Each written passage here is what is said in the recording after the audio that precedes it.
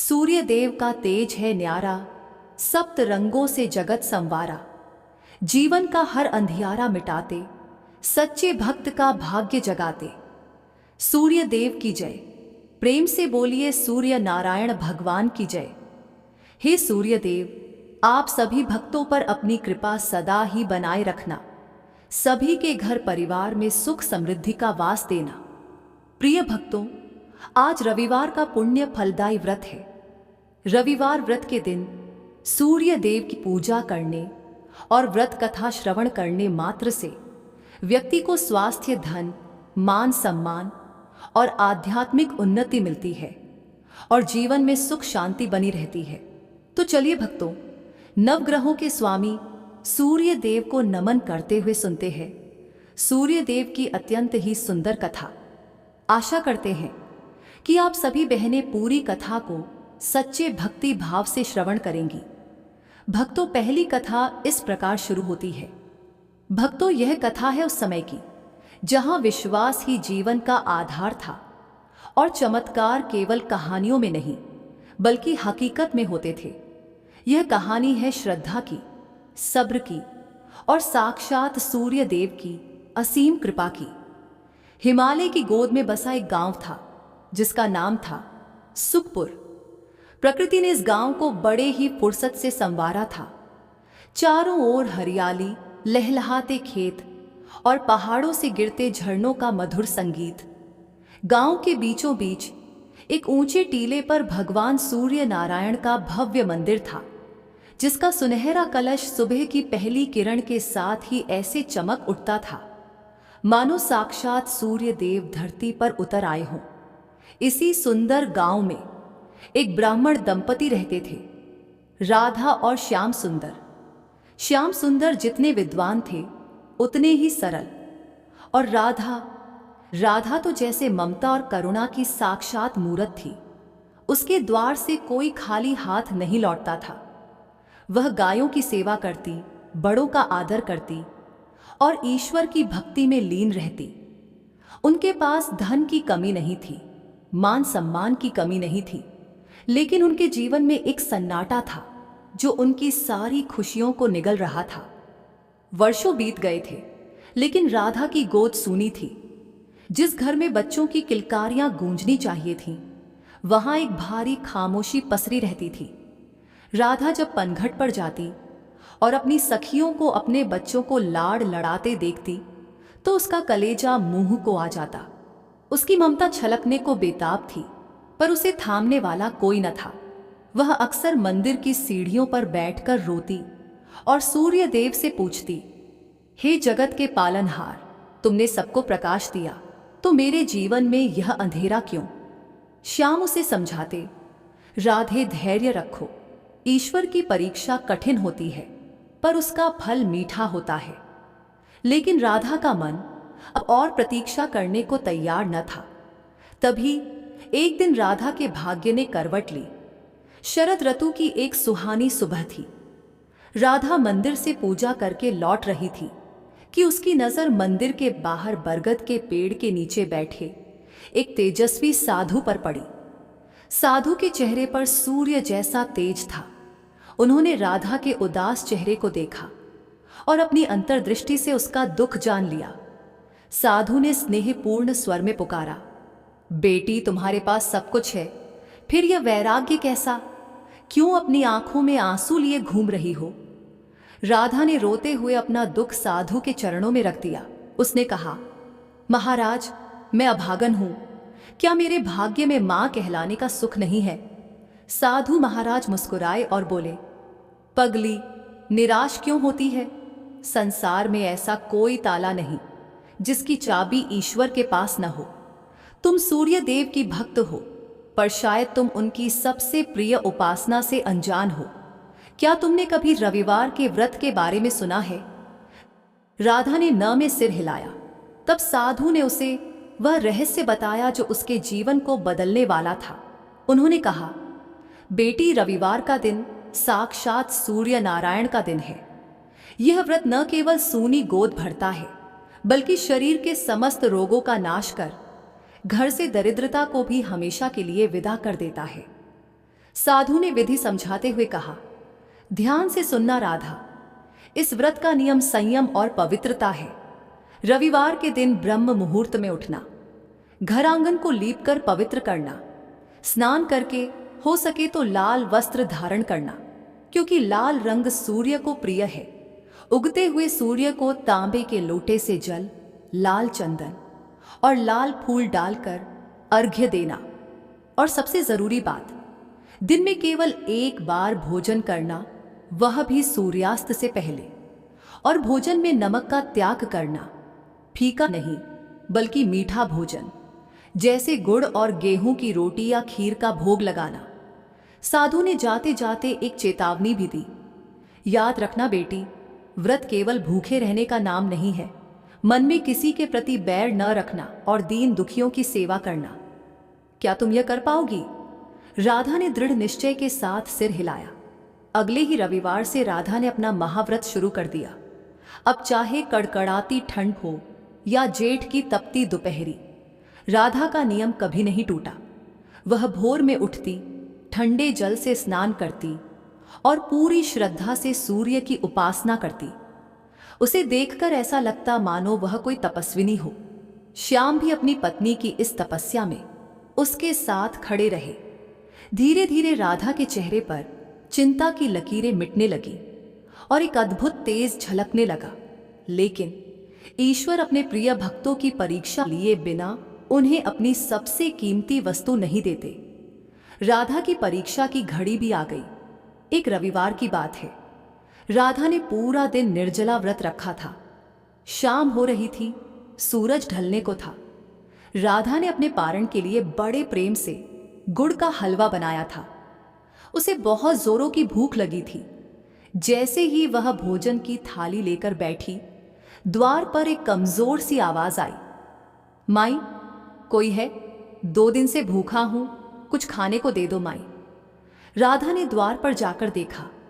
एक बूढ़ा बीमार फकीर लाठी के सहारे खड़ा कांप रहा था। उसकी आंखों में भूख थी। राधा धर्म संकट में पड़ गई। सूर्य डूबने वाला था। अगर वह अपना भोजन फकीर को दे देती तो उसे भूखा रहना पड़ता, क्योंकि नमक वह खा नहीं सकती थी और दोबारा मीठा बनाने का समय नहीं था। उसका व्रत खतरे में था। एक पल के लिए राधा का मन डगमगाया, लेकिन अगले ही पल उसे साधु की बात याद आ गई। प्राणियों की सेवा ही ईश्वर की सेवा है। राधा ने अपनी भूख को भुला दिया। उसने मुस्कुराते हुए उस फकीर का हाथ थामा, उसे सम्मान से बैठाया और अपनी थाली उसके सामने रख दी। फकीर ने जब वह गर्म हलवा खाया तो उसकी तृप्त आंखों से निकले आशीर्वाद ने राधा के हृदय को भर दिया। राधा उस रात भूखी सोई, लेकिन उसे जो सुकून मिला वह किसी 56 भोग से भी बढ़कर था। फकीर ने जाते हुए कहा था, तेरा यह त्याग ही तेरी झोली भरेगा। और वही हुआ। उस रात राधा को स्वप्न में एक अलौकिक प्रकाश दिखाई दिया। उस प्रकाश के बीच 7 घोड़ों के रथ पर सवार साक्षात भगवान भास्कर प्रकट हुए। उनका तेज इतना था कि आंखें चौंधिया जाएं। सूर्यदेव ने कहा, राधा, मैं तुम्हारी तपस्या और कल की गई निस्वार्थ सेवा से अत्यंत प्रसन्न हूं। तुमने अपनी भूख से पहले एक अतिथि की भूख मिटाई। जाओ, तुम्हारा व्रत सफल हुआ। मैं तुम्हें वरदान देता हूं कि तुम्हारे घर एक ऐसा तेजस्वी पुत्र जन्म लेगा जो मेरे ही समान गुणवान होगा। सुबह हुई तो राधा का घर उम्मीद की रोशनी से भर गया और सूर्यदेव का वचन कभी खाली नहीं जाता। ठीक 9 महीने बाद एक रविवार के शुभ दिन राधा के घर एक सुंदर पुत्र का जन्म हुआ। उसका मुखमंडल सूर्य की तरह दमक रहा था। गांव वालों ने जब उस बालक को देखा तो सबने एक ही बात कही, यह तो साक्षात आदित्य है, और इसीलिए उसका नाम आदित्य रखा गया। राधा और श्याम के जीवन में खुशियों की बहार आ गई। उनका घर जो कभी सूना था अब किलकारियों से गूंजने लगा। इतना ही नहीं, रविवार व्रत के प्रभाव से उनके घर में धन धान्य के भंडार भर गए और सभी रोग दोष दूर हो गए। इस चमत्कार को देखकर पूरे सुखपुर गांव ने रविवार का व्रत करना शुरू कर दिया। लोग समझ गए कि सच्ची श्रद्धा और परोपकार में ही ईश्वर बसते हैं। गांव से बीमारियां गायब हो गईं और हर घर में सुख समृद्धि का वास हो गया। तो भक्तों, यह थी श्री रविवार व्रत की पावन कथा। ये हमें सिखाती है कि अगर मन में विश्वास हो और हृदय में सेवा का भाव, तो ईश्वर हमारी पुकार अवश्य सुनते हैं। जो भी मनुष्य श्रद्धा पूर्वक रविवार का व्रत करता है, सूर्य देव उसके जीवन के अंधकार को मिटाकर उसे प्रकाश से भर देते हैं। आइए हम सब मिलकर हाथ जोड़ें और सूर्य देव से प्रार्थना करें कि जैसे उन्होंने राधा की गोद भरी, वैसे ही वे हम सबकी मनोकामनाएं पूर्ण करें। है कथा समाप्त हुई। प्रेम से बोलिए सूर्य नारायण भगवान की जय। प्राचीन समय की बात है। एक गांव में एक बुढ़िया रहती थी। उसके पास बहुत अधिक धन संपत्ति नहीं थी, लेकिन वह संतुष्ट और खुशहाल जीवन जीती थी। वह नियमित रूप से प्रत्येक रविवार का व्रत किया करती थी। रविवार के दिन वह सुबह जल्दी उठकर स्नान आदि से निवृत्त होकर अपने घर के आंगन को गोबर से लीपकर साफ सुथरा करती थी। अपने घर को सजाती और भगवान सूर्य देव की आराधना करती थी। सूर्य देव की पूजा के बाद वह व्रत कथा सुनती और सूर्य देव को भोग लगाती। वह दिन में केवल एक बार भोजन करती और बाकी दिन पूजा पाठ में ही बिताती। सूर्य भगवान की अनुकंपा से बुढ़िया को किसी प्रकार की चिंता एवं किसी भी प्रकार का कोई कष्ट नहीं था एवं उसका जीवन सुखमय व्यतीत हो रहा था। बुढ़िया की भक्ति इतनी सच्ची थी कि वह सभी प्रकार के सांसारिक दुखों से हमेशा दूर रहती थी। अब तो समय के साथ उसकी मेहनत और भक्ति का फल उसे मिलने लगा और धीरे धीरे उसका घर धन धान्य से भरपूर होने लगा। उस बुढ़िया की एक पड़ोसन थी रमा, जो बुढ़िया से बहुत ईर्ष्या करती थी। अब तो रमा उस बुढ़िया को सुखी और संपन्न होते देख उससे जलने लगी और हमेशा ही बुढ़िया को परेशान करने का कोई ना कोई उपाय बनाती रहती थी। अधिक आयु होने के कारण बुढ़िया अब अपनी गाय की सेवा नहीं कर सकती थी, इसलिए उसने कोई गाय नहीं पाल रखी थी। असल में बुढ़िया रमा के आंगन में बंधी गाय का गोबर घर लीपने के लिए ले आती थी, ताकि वह अपने घर को साफ सुथरा कर सके और सूर्य देव की पूजा कर सके। बुढ़िया की संपन्नता देख रमा को उससे जलन होने लगी। रमा को लगता था कि बुढ़िया के पास गाय तो नहीं है, फिर भी वह हर रविवार अपने आंगन को मेरी गाय का गोबर ले जाकर लीपती है, और यह बात रमा को बहुत खलती थी। एक रविवार को रमा ने अपनी गाय को घर के भीतर बांध लिया ताकि बुढ़िया को गोबर न मिले। बुढ़िया को इस बात का अंदाजा नहीं था। जब उसने देखा कि गोबर नहीं है तो वह निराश हो गई और अपने आंगन को लीप नहीं पाई। उसने उस दिन सूर्य देव की पूजा नहीं की और भोग भी नहीं लगाया। बुढ़िया पूरे दिन उपवास में रही और भूखी प्यासी सो गई। उसकी श्रद्धा और आस्था सूर्य देव के प्रति अडिग थी, लेकिन बिना पूजा के वह बहुत दुखी थी। प्रातःकाल जब सूर्योदय से पूर्व उस बुढ़िया की आंख खुली तो वह अपने घर के आंगन में सुंदर गाय और बछड़ा को देखकर हैरान हो गई। गाय को आंगन में बांधकर उसने जल्दी से उसे चारा लाकर खिलाया। रमा ने उस बुढ़िया के आंगन में बंधी सुंदर गाय और बछड़ा को देखा तो वह उससे और अधिक जलने लगी। तभी गाय ने सोने का गोबर किया। गोबर को देखते ही रमा की आंखें फटी की फटी रह गईं।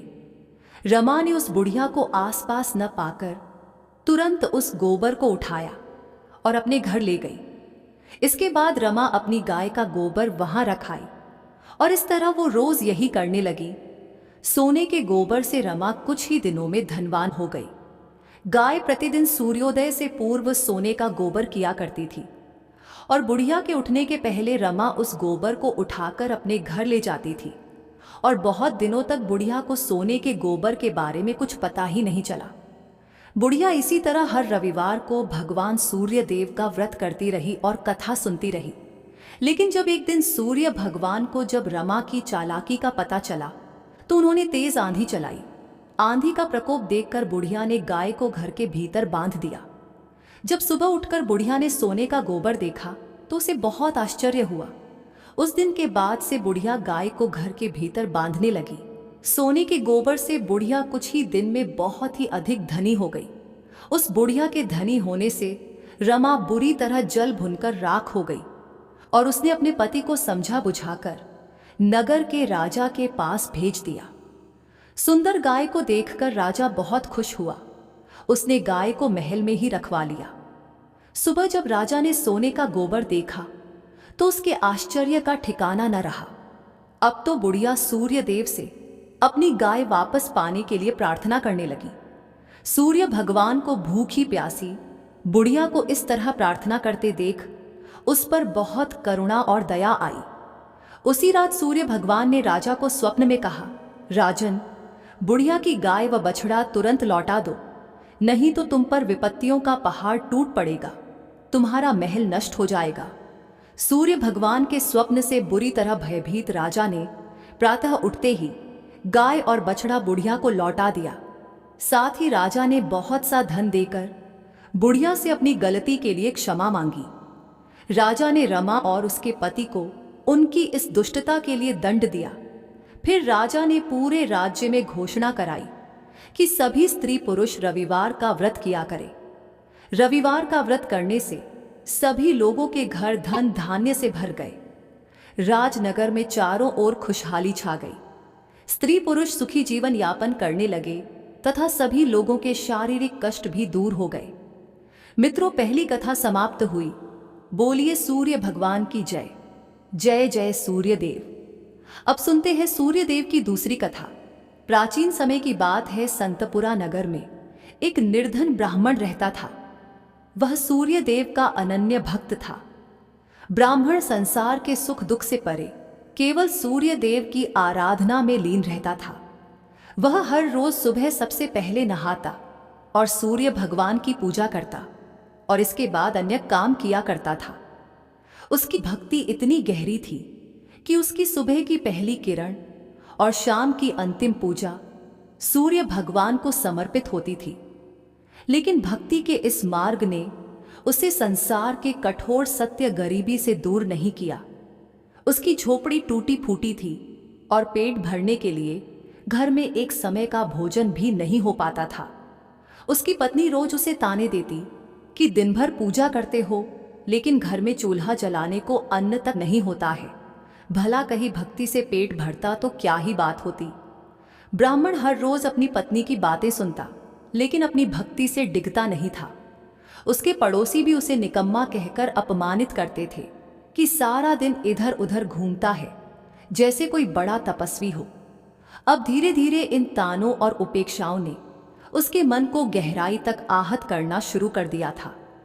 एक दिन उसने निर्णय लिया कि अब इस संसार को छोड़कर केवल सूर्य भगवान की शरण में चला जाऊंगा।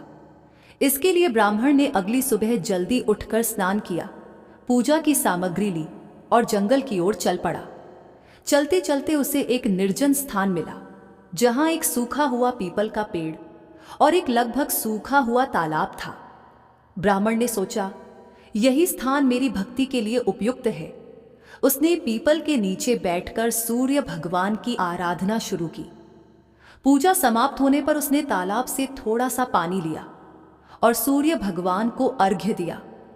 जैसे ही पानी बहकर पीपल की जड़ों और तालाब में पहुंचा, एक अद्भुत चमत्कार हुआ। सूखा हुआ पीपल हरा भरा हो गया, उसकी शाखाएं हरी भरी पत्तियों से भर गई। वहीं तालाब स्वच्छ जल से भर गया। जब ब्राह्मण ने सूर्यदेव की आवाज सुनी तो वह घबरा गया और सोचने लगा कि इस पीपल में कोई भूत रहता है, जरूर वही मुझे आवाज दे रहा है। और ब्राह्मण बिना कुछ कहे वहां से लौट गया। अब तो हर रोज जब ब्राह्मण पूजा करता तभी उस तालाब से आवाज आने लगती। रोज ये सुनकर वो चिंतित होकर दुबला होने लगा। ब्राह्मण की पत्नी कभी कभी उससे मिलने जंगल में जाती थी। एक दिन उसने अपने पति से पूछा, आप दिन पर दिन दुबले हुए जा रहे हैं। उसने अपनी पत्नी को सारी घटना कह सुनाई। उसकी पत्नी, जो सामान्यतः उसे ताने देती थी, इस बार अपने पति की बात सुनकर गंभीर हो गई। उसने कहा, यह कोई भूत प्रेत नहीं है, यह स्वयं सूर्य भगवान है जो तुम्हारी भक्ति से प्रसन्न होकर तुम्हें वरदान देना चाहते हैं। ब्राह्मण ने चिंतित होकर पूछा, लेकिन मैं उनसे क्या मांगूं? मेरी मांग छोटी हो तो जीवन भर पछतावा रहेगा, और अगर मैं कुछ भूल गया तो? पत्नी ने मुस्कुराते हुए कहा, तुम्हें उनसे यह मांगनी चाहिए कि नौखंड के महल में सोने के पालने में अपने पोते को झूलते हुए अपनी आंखों से देख सको। इससे तुम्हें धन, संतान, सुख और दीर्घायु सब कुछ मिल जाएगा। अगले दिन ब्राह्मण ने उसी स्थान पर जाकर सूर्य भगवान की पूजा की। पूजा के अंत में सूर्य भगवान फिर प्रकट हुए और बोले, हे ब्राह्मण, अब बोलो तुम्हारी क्या इच्छा है? ब्राह्मण ने साहस बटोरकर वही शब्द कहे जो उसकी पत्नी ने सिखाए थे। सूर्य भगवान मुस्कुराए और बोले, तथास्तु, तुम्हारी मनोकामना पूरी होगी। जब ब्राह्मण घर लौटा तो उसने देखा कि उसकी टूटी फूटी झोपड़ी की जगह एक विशाल और भव्य महल खड़ा था। महल के चारों ओर दास दासियां कार्य कर रही थीं। अंदर से उसकी पत्नी सुंदर वस्त्रों और आभूषणों से सजी हुई बाहर आई और बोली, स्वामी, यह सब आपकी भक्ति का फल है। सूर्य भगवान ने आपकी मनोकामना पूरी कर दी। ब्राह्मण ने विस्मित होकर पूछा, इतना धन लेकर हम करेंगे क्या?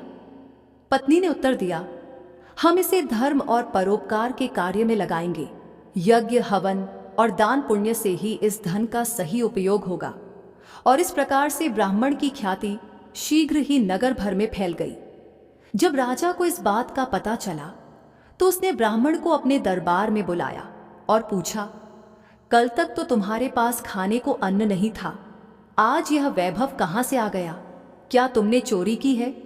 डर के कारण ब्राह्मण ने पूरी घटना विस्तार से राजा को बताई। राजा ने कहा, क्या सूर्यदेव मेरी मनोकामना भी पूरी करेंगे? मेरे पास सब कुछ है, परंतु संतान सुख से वंचित हूं। ब्राह्मण ने राजा को सूर्य भगवान की आराधना की विधि बताई और राजा ने पूरे नियम और श्रद्धा से सूर्य भगवान की पूजा की। कुछ ही समय बाद सूर्य भगवान ने राजा को एक तेजस्वी पुत्र का आशीर्वाद दिया और इस प्रकार से सभी लोग सुखपूर्वक जीवन व्यतीत करने लगे। मित्रों, इस कथा से हमें यह सीख मिलती है कि सच्ची भक्ति में अद्भुत शक्ति होती है। भक्ति का मार्ग कठिन अवश्य है, परंतु यदि श्रद्धा और समर्पण सच्चा हो तो ईश्वर की कृपा से असंभव भी संभव हो सकता है। ब्राह्मण की निष्ठा और विश्वास ने न केवल उसे सुख समृद्धि प्रदान की, बल्कि संसार को यह संदेश भी दिया कि धर्म और परोपकार से ही सच्चा जीवन संभव है। कथा समाप्त हुई। बोलिए मित्रों, सूर्य नारायण भगवान की जय। अब सुनते हैं अंतिम कथा, सूर्य नारायण भगवान और रानी संज्ञा की कथा। एक समय की बात है जब सूर्य नारायण भगवान अपनी पत्नी रानी संज्ञा के साथ सुखमय जीवन बिता रहे थे। एक दिन रानी संज्ञा के मायके से संदेश आया कि उन्हें अपने पीहर आकर कुछ समय बिताना चाहिए। रानी संज्ञा का मायके जाने का मन नहीं था, लेकिन सूर्य भगवान ने उन्हें समझाया और आग्रह किया कि वह मायके जाएं। उन्होंने वादा किया कि वह उनके लिए बहुत सारी सुंदर और उपयोगी वस्तुएं भेजेंगे और इस तरह से रानी संज्ञा मायके चली गई। कुछ समय बाद सूर्य भगवान ने उनके लिए कई वस्तुएं भेजी, जिनमें चौपड़ पासा, पचेटा, आती डोरा और मिठाइयां थीं। उन्होंने इन वस्तुओं को बड़े प्यार से भेजा ताकि रानी संज्ञा खुश हो सके। रानी संज्ञा की भाभियां स्वभाव से चंचल और मजाकिया थीं। उन्होंने सूर्य भगवान द्वारा भेजे गए इन उपहारों के डिब्बों को खोला और सारा सामान निकालकर उनकी जगह कंकड़, पत्थर और कांटे भर दिए और फिर उन्होंने डिब्बों को वैसे ही बंद कर दिया जैसा उन्हें मिला था।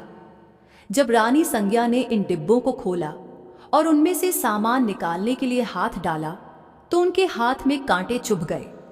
उनकी भाभियां यह देख जोर जोर से हंसने लगीं। यह देखकर रानी संज्ञा को बहुत गुस्सा आया, लेकिन वह कुछ कह नहीं पाई। कुछ समय बाद सूर्य भगवान रानी संज्ञा को वापस लेने आए, लेकिन जब रानी संज्ञा ससुराल लौट आईं तो उन्होंने सूर्य भगवान से बात करना बंद कर दिया। यहाँ तक कि वह अपनी सासू माँ और अन्य परिजनों से भी कोई बात नहीं करती थीं। अब तो सूर्य भगवान को यह बात बहुत अजीब लगने लगी। उन्होंने अपनी माँ से पूछा, माता जी, क्या रानी संज्ञा आपसे बात करती हैं? उनकी माँ ने कहा, नहीं बेटा, जब से वह मायके से लौटी हैं उन्होंने किसी से बात नहीं की। सूर्य भगवान को यह चिंता का विषय लगा। उन्होंने अपनी माँ से कहा, आज आप उनसे कहिए कि घर में साल यानी चावल की बोरी रखी है, उससे चावल निकालें, लेकिन ध्यान रखें कि एक भी चावल टूटना नहीं चाहिए। जब रानी संज्ञा को यह काम बताया गया तो वह और अधिक दुखी हो गई और उन्होंने अकेले में बैठकर रोना शुरू कर दिया। फिर वह छत पर गई और चिड़ियों को पुकारने लगी। उन्होंने चिड़ियों से कहा, मैंने हमेशा तुम्हें दाना डाला है, अब मेरी मदद करो और इन चावलों को छील दो। चिड़ियों ने उनकी पुकार सुनी और सभी चावल छीलकर उड़ गईं। सायंकाल में सूर्य भगवान ने अपनी माँ से फिर पूछा, माता जी, रानी संज्ञा ने कुछ कहा? माँ ने जवाब दिया, नहीं बेटा, वह कुछ नहीं बोली। सूर्य भगवान ने कहा, अब आप उनसे कहिए कि 108 छेद वाली मटकियों में पानी भरे। जब रानी संज्ञा को यह काम बताया गया तो वह तालाब के पास जाकर बैठ गई और वहीं रोने लगी। उनकी हालत देखकर मेंढकियामों उनके पास आईं और पूछा, आप क्यों रो रही हैं? रानी संज्ञा ने कहा, मेरी सासू माँ ने 108 छेद वाली मटकियों में पानी भरने को कहा है, बताओ इनमें पानी कैसे टिकेगा? मेंढकियों ने कहा, आप चिंता मत करो, हम छेदों पर चिपक जाएंगी, फिर आप आराम से मटकियां भर लेना। यह सुनकर रानी संज्ञा को थोड़ा सुकून मिला। मेंढकियों ने अपनी बात रखी और रानी संज्ञा ने आसानी से मटकियों को पानी से भर दिया। उस दिन भी सूर्य भगवान ने अपनी माँ से पूछा, माता जी, रानी संज्ञा ने कुछ कहा? माँ ने जवाब दिया, नहीं बेटा, वह अभी भी चुप हैं। सूर्य भगवान ने कहा, अब आप उनसे कहिए कि बाग में उनकी मासी जी आई हैं, उनसे मिलने जाएं और उनसे यह भी कहिए कि जिस तरफ धागे बिखरे हैं उस तरफ जाएं। अगले दिन सूर्य भगवान एक महिला का रूप धारण करके बाग में बैठ गए। उन्होंने घूंघट डाल रखा था और धीरे धीरे रोने लगे। जब रानी संज्ञा वहां आईं तो उन्होंने उस महिला को रोते देखा तो रानी संज्ञा ने पूछा, तुम क्यों रो रही हो? क्या कोई मुसीबत है? सूर्य भगवान महिला के स्वर में बोले, आपकी मुसीबत के सामने मेरी मुसीबत कुछ नहीं है। यह सुनकर रानी संज्ञा फूट फूट कर रोने लगी। उन्होंने कहा, मैं अपने मायके नहीं जाना चाहती थी, फिर भी उन्होंने मुझे जबरदस्ती भेज दिया। वादा किया था कि अच्छी अच्छी वस्तुएं भेजेंगे, लेकिन उन्होंने डिब्बों में कंकड़, पत्थर और कांटे भेज दिए। जब मैंने डिब्बे खोले तो मेरे हाथ कांटों से घायल हो गए। वापस आने पर उन्होंने साल में से चावल निकालने को कहा और एक भी चावल टूटने नहीं चाहिए। फिर उन्होंने 108 छेद वाली मटकियों में पानी भरने का आदेश दिया। यह कहते कहते रानी संज्ञा की आंखों से आंसू बहने लगे। रानी संज्ञा की बात सुनकर सूर्य भगवान ने उनका हाथ पकड़ लिया और अपने असली रूप में आ गए। उन्होंने कहा, रानी संज्ञा, चुप हो जाओ। मैंने तुम्हारे लिए चौपड़ पासा, मिठाई और सुंदर वस्तुएं भेजी थीं। ये सब तुम्हारी भाभियों का मजाक था, मेरी कोई गलती नहीं थी। अगर तुमने ये बात पहले ही बता दी होती तो तुम्हें इतनी मुसीबत नहीं झेलनी पड़ती। सूर्य भगवान की बात सुनकर रानी संज्ञा को राहत मिली और उन्होंने सूर्य भगवान को क्षमा कर दिया और सूर्यदेव रानी संज्ञा के साथ खुशी खुशी रहने लगे। मित्रों, यह कथा हमें यह सिखाती है कि धैर्य और सहनशीलता हर परिस्थिति में हमारा साथ देते हैं। इस कथा में प्रकृति के जीव जंतुओं जैसे चिड़ियों और मेंढकियों ने रानी संज्ञा की मदद की, जिससे यह संदेश मिलता है कि जब हम दूसरों के लिए अच्छे काम करते हैं तो संकट के समय वे भी हमारी मदद करते हैं। कथा समाप्त हुई। बोलिए बहनों, सूर्य नारायण भगवान की जय हो।